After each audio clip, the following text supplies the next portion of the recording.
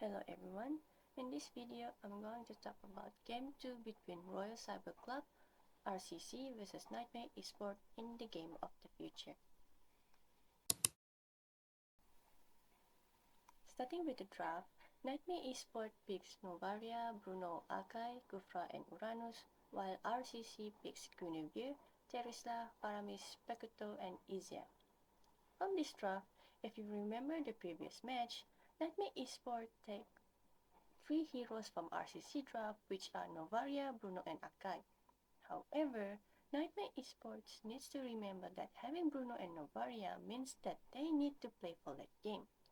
They need to play carefully if RCC make an early aggression and avoid any ambush play if they could, to make sure that Bruno and Novaria able to farm and gets the item for them to start eliminating RCC heroes in team fight. As for RCC, with Guinevere and Pokito, they could play aggressively to have an early lead for the game. This can give space for Izia to farm, as she also needs items to deal bigger damage in teamfight. With Terisla as the roamer, this can help in making it hard for Niightmare Esport to come close to the backline of RCC, as Terisla has his ult that's able to turn around the fight and deal some damage to Niightmare Esport instead. But this also means that RCC frontline cannot deal a lot of damage in teamfight. If the teamfight was dragged, this can easily be punished by Niightmare Esport, only if RCC were the one being low.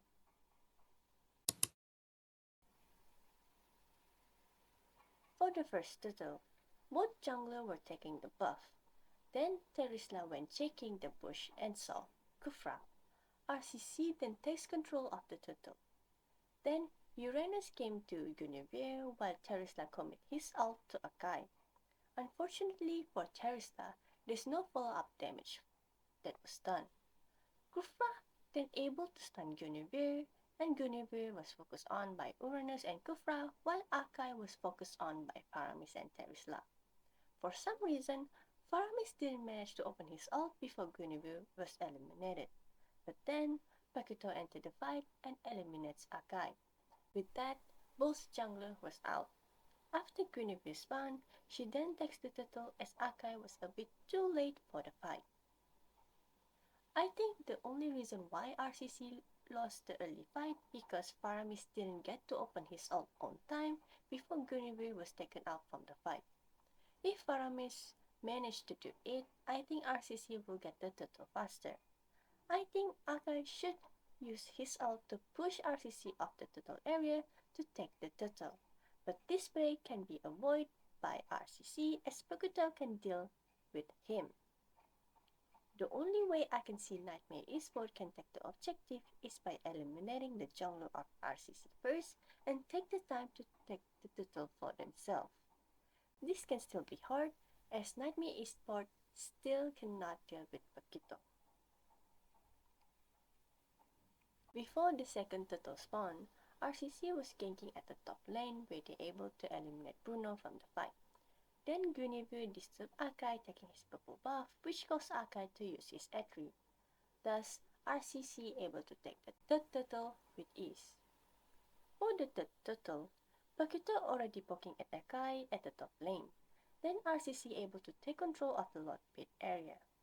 Paquito was aiming at Akai at the back, then Izia opened her ult, which hit Akai and Kufra, which then eliminates Kufra as Akai uses his ult to retreat. But in the end, Paquito still gets to him. With that, RCC again stacked the turtle. Since Izia ult is longer range, they need to disturb her when she opens her ult. However, no one from Niightmare Esport can deal damage to stop her ult. With that, Niightmare Esport frontline got slow and were eliminated from the fight. Since Novaria does not have her ult, it is hard for them to contest for the turtle as they don't see the positioning of RCC. This can make Niightmare Esport to be ambushed by RCC and make the time to be on RCC side. The only way that they could take the objective is through stealing it. But this play is very dangerous and require good timing from all Niightmare Esport to make such play work. If they feel like they couldn't contest, they should play it more passively or just focus on their farm. This is to make sure that Nightmare Esport is not too far behind RCC in terms of gold and levels. For the first Lord, Izia is the only one attacking the Lord while Kaja, Paramis and Guinevere zone Nightmare Esport. Akai takes too long to enter the river area as RCC already takes it for the team. At the same time, Pakuta from the top lane went to attack Bruno at the back and in the end, Bruno was eliminated. Izia opened her ult and take down Kufra from the fight too. During the Lord push, Guinevere jumps on Akai near the crystal and RCC able to do follow-up damage which eliminate Akai out. RCC make it hard for Nightmare Esport to defend as they keep on diving the crystal and Izia open her ult which make it harder for Nightmare Esport to sustain. With the Lord still alive, RCC takes the series.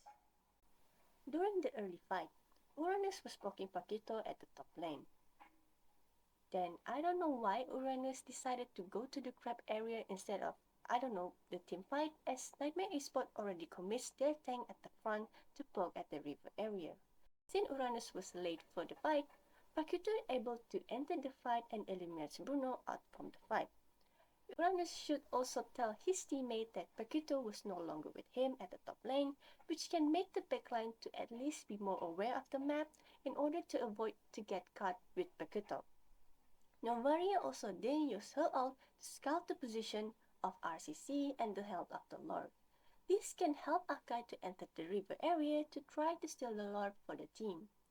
During the defense, I don't see Nightmare Esport could do anything to push RCC away from their base.